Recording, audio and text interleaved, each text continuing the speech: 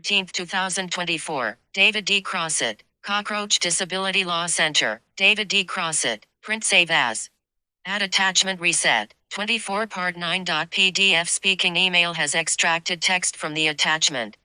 David Crossett, 650 South Main Street, number 6303, Bountiful, Utah 84010. Phone, 385-424-7204, 385-215-0113. Email, davidx44@yahoo.com. Cockroach Disability Law Center, @gmail.com. Date, September 22nd, 2024, 2. The Church of Jesus Christ of Latter-day Saints, Office of the First Presidency, 50E North Temple, Salt Lake City, Utah 84150. Subject, formal demand for reasonable accommodation under the ADA. Dear leaders of the Church of Jesus Christ of Latter-day Saints, I am writing to formally request, as a reasonable accommodation under the Americans with Disabilities Act, ADA, that my name, membership number, patriarchal blessing, and all related records be permanently and completely removed from the records of the Church of Jesus Christ of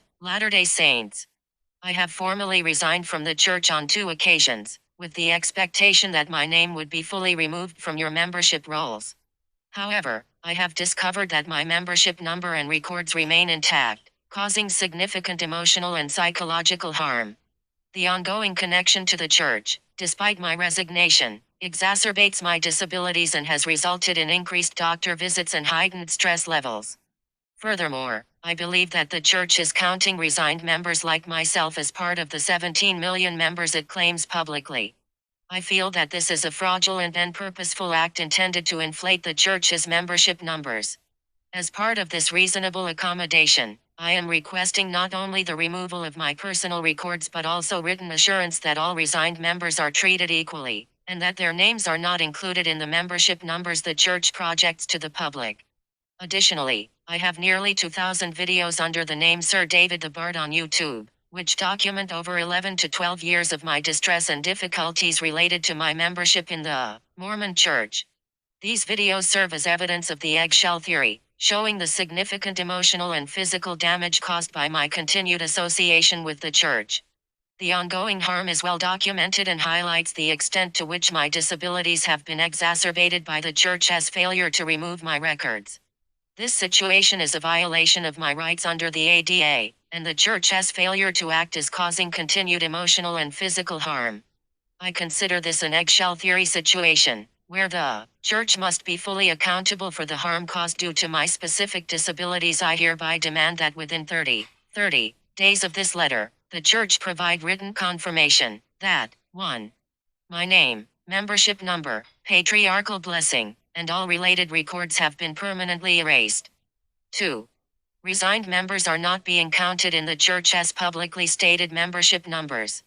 This request is made as a reasonable accommodation for my disabilities, and time is of the essence. If the church fails to respond within the 30-day window or refuses to comply with this request, I will pursue legal action. This will include claims for violations of the ADA, fraud, and any other applicable legal theories, and will be filed in federal court in Salt Lake City. I strongly urge the church to act promptly and consider this matter seriously. Sincerely, David Crossett, S. 25 part 6.pdf speaking email has extracted text from the attachment. David Dwayne Crossett, 650 South Main Street, number 6303, Bountiful, UT 84010. Email, davidx44@yahoo.com. cockroachdisability@yahoo.com. Phone, 385-424-7204, 385-215-0113. Date, The Church of Jesus Christ of Latter-day Saints, 50 East North Temple Street, Salt Lake City, UT 84150. Subject, formal demand for access to all personal records and financial contributions. ADA accommodation request. Dear Records Department, this is a formal demand for immediate access to all records, documents, and information that the Church of Jesus Christ of Latter-day Saints holds pertaining to me. This includes, but is not limited to, 1. Membership records. 2. Ecclesiastical notes. 3. Correspondence. 4. Disciplinary Council documents. 5. Any other data associated with my membership or activity in the church. Additionally, I demand a complete and detailed accounting of all monetary contributions I have made to the church, including but not limited to tithing, fast offerings, building fund donations, any other contributions. Expect this accounting to include specific dates, amounts, and purposes of all donations made in my name. This request also constitutes a reasonable accommodation under the Americans with Disabilities Act, ADA, as I am a protected class individual with multiple disabilities, including blindness. Pursuant to 42 U.S. Code Section 12182, it is unlawful for any organization, including religious entities, to deny equal access or fail to provide reasonable accommodations to individuals with disabilities. This law protects my right to request access to my personal records and requires you to respond promptly and appropriately. Under federal and state law, I am further entitled to request and receive this information. 1. The Privacy Act of 1974, 5 U.S.C. Section Sign 552 protects my right to access records held by organizations that maintain personal data. 2. Utah Consumer Privacy Act, effective December 31, 2023, provides individuals with the right to access and obtain their personal data held by organizations operating in the state. 3. Church Policy Compliance. As an institution, the church must align with applicable privacy laws and provide transparency regarding individual records and contributions. I am imposing a strict timeline for compliance. You have 14 days from the date of this letter to fulfill this request in its entirety. Failure to meet this deadline will leave me no choice but to pursue further action to ensure compliance with the law. Additionally, I require confirmation of receipt of this request immediately.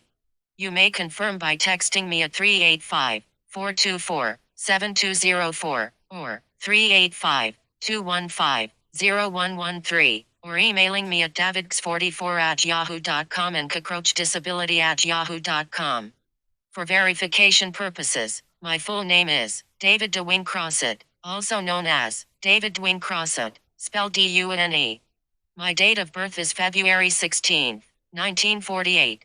If further verification is needed, notify me without delay. Failure to comply with this request or any unreasonable delay will result in the escalation of this matter to the appropriate legal authorities. Sincerely, David Dwayne Crossett, S. 24 Part 10.pdf. Speaking email has extracted text from the attachment. Plaintiff's note to the Judicial Court, David DeWine Crossett, versus The Church of Jesus Christ of Latter-day Saints. Honorable Court, the plaintiff, David DeWine Crossett, respectfully submits this proposed stipulation at the inception of the lawsuit. The plaintiff voluntarily declares that, should the court award compensatory, punitive, or any other damages in this case, 85% of all such awarded proceeds shall be designated for the benefit of underprivileged children in the Philippines. The plaintiff proposes the following allocation. 1. Funds shall be directed to nonprofit organizations dedicated to addressing hunger and providing essential aid to children in the Philippines. 2. The plaintiff seeks the court's approval of this stipulation and requests that opposing counsel review and stipulate to this arrangement as part of any settlement or judgment in this case. This proposal reflects the plaintiff's commitment to charitable causes and aligns with his intent to support the welfare of Filipino children. The plaintiff believes this stipulation is reasonable, equitable, and in the best interests of justice. Respectfully submitted, David DeWine Crossett, Plaintiff, Pro Se, Salt Lake City, Utah, S. 24 Part 7.pdf. Speaking email has extracted text from the attachment.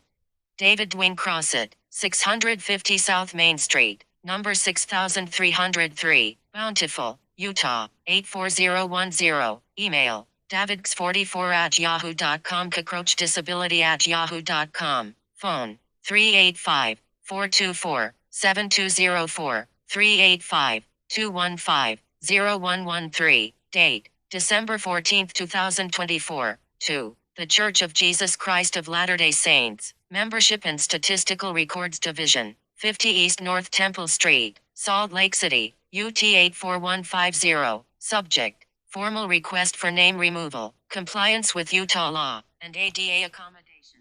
Dear Membership Reports Division, this letter served. Well, to say the least, arduous is probably not a good word, but if you want to know what it takes to do a lawsuit in federal court pro se, there's a pretty good indication. I want to end this particular video. The purpose, like I've said right along, that I recorded this. 99% of the human beings on the face of the earth are not going to listen to that, and they could care less, and I understand that. However, there needs to be a record. There needs to be a record. And I really want the LDS Church to know that I'm not playing around. I'm not, trying to intimidate anybody. I'm not trying to ever threaten anybody. Basically, I did 2,000 videos. You people who are looking at this know that. You just go right to any of my videos. I've got, 3.3 million hits over, 11 or 12 years. And I'm humiliated. I thought that my name was off. I thought no one would ever know that I was in a cult. I'm humiliated and embarrassed. I've got 2 damn master's degrees. I have a certain amount of intelligence, and I couldn't figure out I was in a cult. I was born in it. I believed all the Gentiles were evil, and I was in the Mormon bubble and believed everything they said. Well, I don't believe anything of what they say. I want to make sure that you understand in this lawsuit that I've made it very clear that I'm not trying to make money for myself or my family. I don't need money. I live fine. I have my fireplace and my Christmas tree up, and I have food. I have the necessities of life. So anything that I get from any kind of a judgment is not going to go totally into my bank account. Now, I said, you heard, stipulated, I have it in writing to the court, 85% of any judgment goes to an organization like Feed the Children, a 501c in the Philippines. So I want to also make sure, because the Mormon Church loves to pay their attorneys, whatever, $500-600 an hour. I'm not sure they're worth that. It's common knowledge that I charge $1,000 an hour. I have for years in the cockroach disability. Look it up. That's what I charge, 27 cents a second, $1,000 an hour. So what I want to do is make sure that the Mormon Church knows from the get-go that I can't be bought. I don't need money. Heavenly Father provides me all the resources, all the money, and all of the intelligence. I'm not really this smart, believe me. But when I sit quietly and I listen to the still small voice, whatever you want to call it, and it says get up and do this, I do. I can't be bought. Every time the Mormon Church gets their ass kicked in court, they go to the person who's kicked their ass, and they're human, and they say, well, we'll give you an extra $5 million or $10 million as long as you don't tell anybody what happened here. It's called confidentiality. It's a settlement with confidentiality, and if you don't keep confidential, there's consequences for that.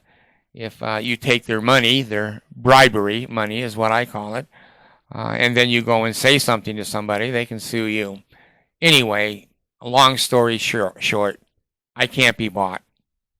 Whatever happens is going to be exactly what you just saw on that phone and on this video right now. I'm going to report on a regular basis. I don't know if I can report every detail because so much goes on. Any of you that want to know, in federal court in Salt Lake City, you can get on what's called the PACER, P-A-C-E-R. Look it up. Get on the PACER system, and they charge you a small fee.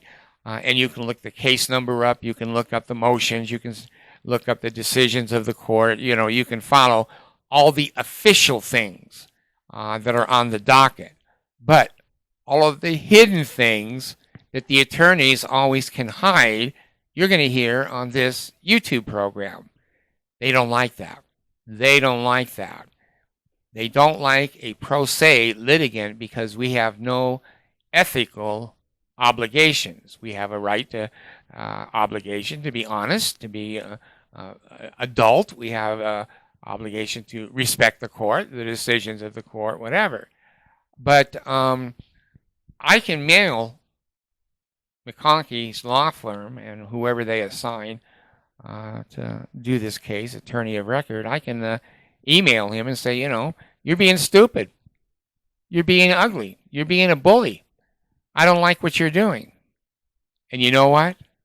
I can put it right here on video. If I was an attorney, I couldn't do that. Oh, they'd take my bar license away instantly.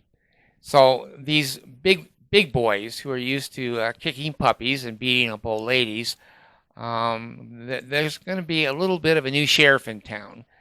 Pro se is not really a two-edged sword. Pro se is a one-edged sword. And these guys that graduated from Yale, some from BYU, Stanford, they're not used to, and they never took a class on pro se litigants. They have no experience whatsoever, and they think they can hide their mistakes. They can hide their ridiculous offers. They can hide their incompetence. They can hide filing motions that are poorly written, and a first-year law student would shake their head.